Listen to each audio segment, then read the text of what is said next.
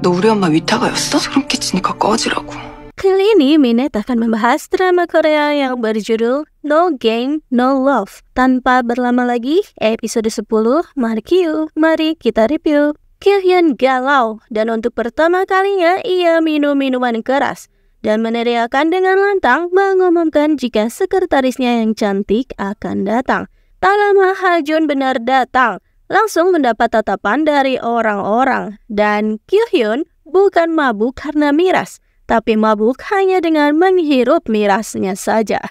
Bukannya pulang ke rumah, tapi ia ternyata malah ada di rumahnya Hae-young. Sementara itu, Jaeon ketakutan dikira itu adalah ayahnya. Ia membawa payung sebagai senjata dan langsung mencaci maki berkata kasar. Tapi ternyata itu adalah Kyo-hyun, dan tiba-tiba Kyo-hyun memeluk Jaeon. Tepat saat itulah Hae-young dan Ji-uk datang lalu memisahkan mereka. Dan betapa terkejutnya ternyata pria itu adalah Kyo-hyun. Hae-young kebingungan, kok keduanya saling mengenal. Akhirnya Kyo-hyun menjelaskan dari awal pertemuannya dengan Jaeon. Hae-young mendengar dengan seksama dan salah memahaminya.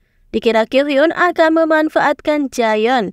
Hae-young lalu bersiap ngamuk, tapi Kyo-hyun malah bersembunyi di balik Ji-uk. Jadilah Ji-uk yang kena senjata payungnya. Dan tepat saat itu juga dengan lantang Jaeon mengatakan jika ia pun menyukai Kyo-hyun. Kini serangan Hae-young pun berbalik. Ia menyerang Jaeon. Bisa-bisanya Jaeon menyukai hatersnya. Pokoknya Hae-young menentang hubungan mereka.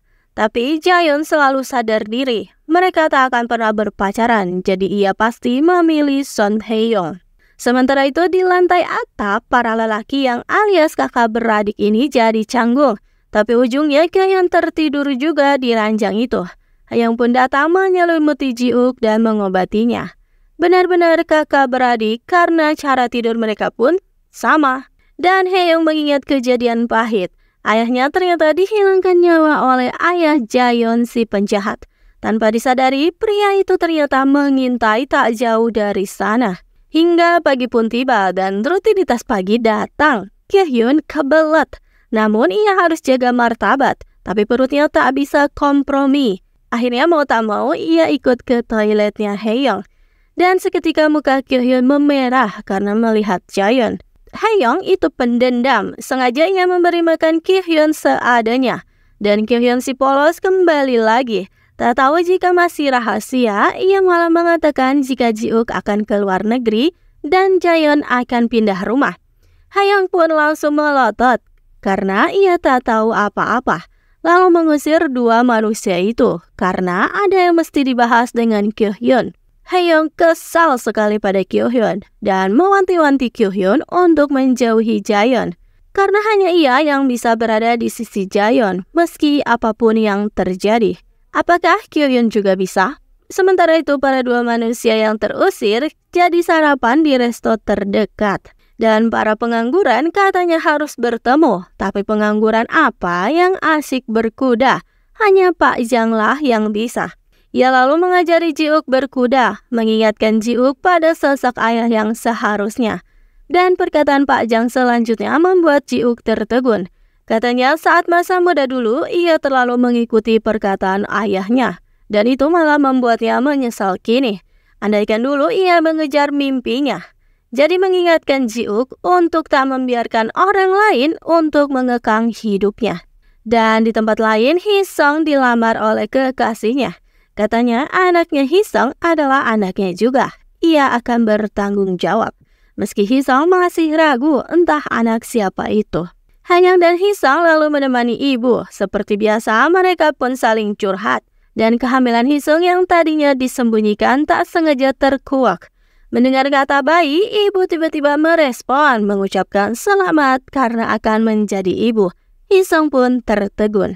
Jaeon dan Kyo-hyun bertemu lagi. Sudah semangat dikira akan kencan, tapi ternyata Jaeon hanya ingin melakukan riset di Kulbi untuk novelnya. Dengan senang hati, Kyo-hyun melakukan tur perusahaan. Mendatangi semua ruangan termasuk ruangannya CEO yaitu Kyo-hyun sendiri. Dan Kyo-hyun berdrama. Memposisikan dirinya sebagai Ha-jun di karakter novelnya Jaeon, lalu mengikuti kalimat yang ada di naskah itu. Jaeon pun terngakak, tapi mengikuti arusnya juga. Sungguh menyenangkan dan perlahan keduanya pun akhirnya berkisaan. Dan atas saran Jaeyeon, Ji-ok membelikan bunga favoritnya Haeyoung. Dan begitu sampai rumah, Ji-ok lalu menanyakan kenapa Haeyoung tak marah karena baru tahu perihal kepergiannya Ji-ok. Haeyoung merasa pasti Ji-ok punya alasan tak memberitahunya. Ji-ok pun protes karena Haeyoung datar-datar saja.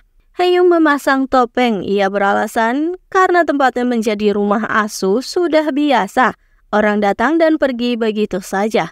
Dan hanya dua yang bertahan dan seperti keluarga, yaitu Jaeyeon juga Hisong. Jadi Ji-ok silahkan pergi seperti yang seharusnya. Mendengar hal itu, Ji-ok benar pergi. Dan topeng Haeyoung akhirnya terbuka. Ia menangis lalu membanting bunga pemberian Ji-ok. Tapi ternyata Ji-ok masih ada di sana. Amar Haeyoung pun langsung membuncah. Katanya nenek Ji-ok itu sudah tiada. Tidak bisakah Ji-ok menentangnya kali ini saja?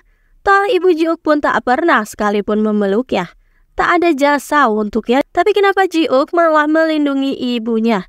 Kenapa Ji-ok harus begitu? Seperti keset menyedihkan saja. Dan Ji-ok pun menjawab, jika Haeyoung juga tak pernah bilang mencintainya. Dan akhirnya tiba-tiba ya mereka pun bermesraan. Hingga ujungnya unboxing juga. Dan baru saja berkisaan lalu berpegangan tangan, Jaeyeon pun menarik garis. Katanya ini adalah kencan pertama dan terakhir bagi mereka. Ia tak akan menemui Kyuhyun lagi. Kenapa sih Jaeyeon begitu? Ia bahkan melepaskan genggaman mereka. Ternyata di sana juga ada An Woo-jae dan Yilin yang sedang bertengkar. Yilin meminta pengakuan An Woo-jae tentang Haeyoung.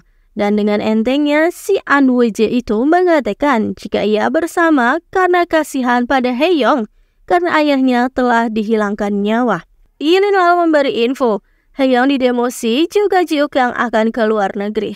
Kalimat-kalimat itulah yang menyadarkan Jaeyeon jika ia tak boleh bersama dengan CEO Kubi yang sudah membuat Haeyoung pusing.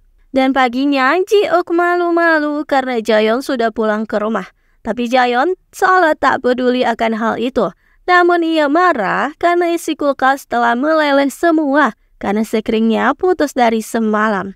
Dan baru saja bersama, Haeyoung menemukan kenyataan jika Ji-ok adalah anak asuh ibunya dengan tak sengaja melihat foto kebersamaan Ji-ok dengan ibunya. Ji-ok tak bisa mengelak karena semua bukti ada di hadapan matanya kini. Haeyoung pun mengusir Ji-ok. Dan episode 10 berakhir di situ.